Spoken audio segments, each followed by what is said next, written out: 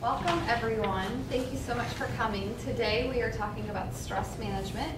Quick introduction, my name is Sarah Smith. I work for Group Health Plan and I am the Health Education Associate. So my job is to get out and help educate members on topics regarding health and wellness. So like I said earlier, we are talking about stress management today.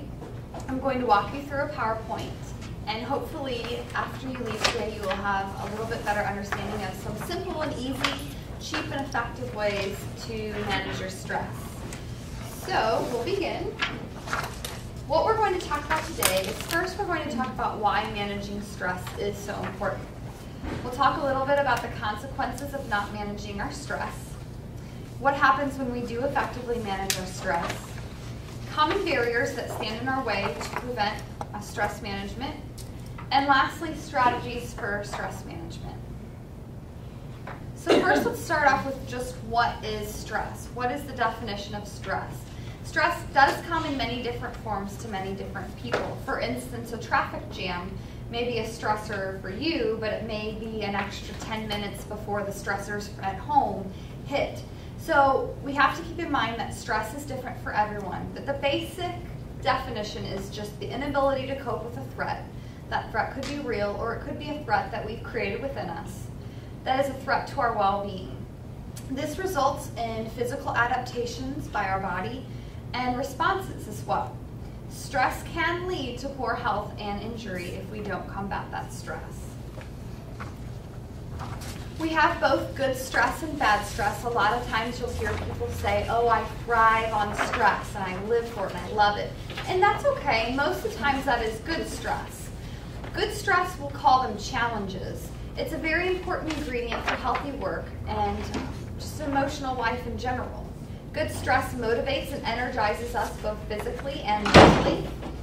And when a challenge is met, we actually feel that accomplishment, that growth, that sense of worth or being proud or happiness. So we actually do meet a goal. So an example of good stress would be something like a job promotion, where it could be very stressful. You have to learn new things and take on more work, but you're growing as a person, and once you've learned those things, you feel a sense of accomplishment.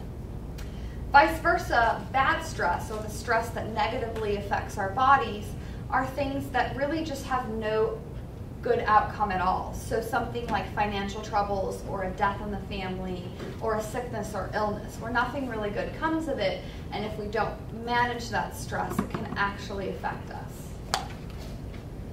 These are just some job statistics related to stress because most of our stress is either directly or indirectly related to the work site. So for example, 40% of workers reported their job is often extremely stressful. 25% view their job as the #1 stressors in their life. 75% believe they have more on-the-job stress than the generation before them. And lastly, 26% say they are often or very often burned out or stressed out by work. So burned out and stressed out are a little bit different, but it's still the basic facts that most people associate stress with jobs. And a lot of factors play into that, one being technology, that it's a lot easier nowadays to work wherever we are. Blackberries and email and fax and cell phones, it's hard to really separate work from home. So we can actually work more hours, which sometimes is a good thing, sometimes not. But just the understanding that we do need to learn to manage that stress. Today the average American works an additional 163 hours, which would actually be the equivalent of adding another month onto our calendar without really having that month. Research on job stress has expanded, and we're learning more things about it and more ways to combat that. Just a couple more statistics. We really see that stress is affecting our home lives and our emotional lives, even when it comes from work. It's interfering with family and personal relationships, and we really feel like we have more of a demanding workload this year than last year. Do you all agree with that? Yeah, there's just things keep piling on, job responsibilities increase, and with this economy, we can't always add extra staff, so we take on more responsibility. So why should we be concerned?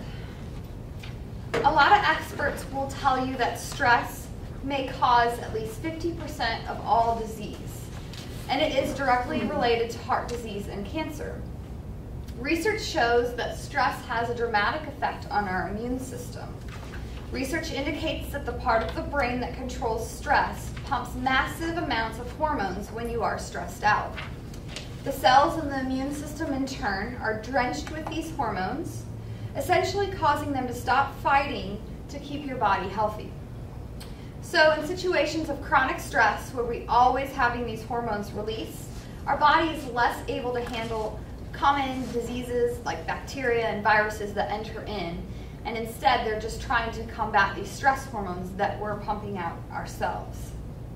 Research documents mental stress is a potent trigger to heart disease, just like strenuous overexertion during exercise would be to something like a heart attack.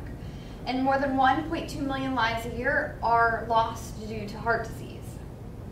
Also, some studies have indicated an increased incidence of early death, including cancer death, among those who've experienced major life stressors. So we are seeing the direct correlation between stress, disease, and sometimes death.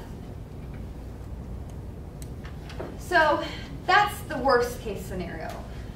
Probably some things that happen to us more on a common basis are the illnesses listed on this list.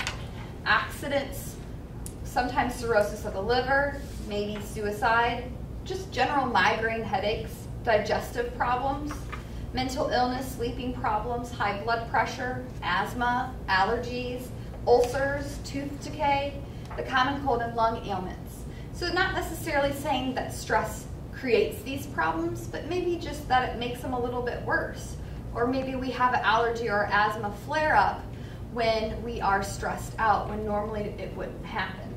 And I'm sure that all of you have experienced at least one of these problems in the past couple months. I know I have had a couple on this list. So it just gets me thinking, is it because I'm not managing my stress? If I started managing it a little bit better, would my problems subside a little bit? So stress does touch everyone in some way, shape, or form. So what happens when we effectively learn to manage our stress? First off, your immune system functions will improve and you'll be able to fight illness and disease better. It'll help prevent common illnesses like the common cold and maybe even back pain or neck pain or common symptoms of stress.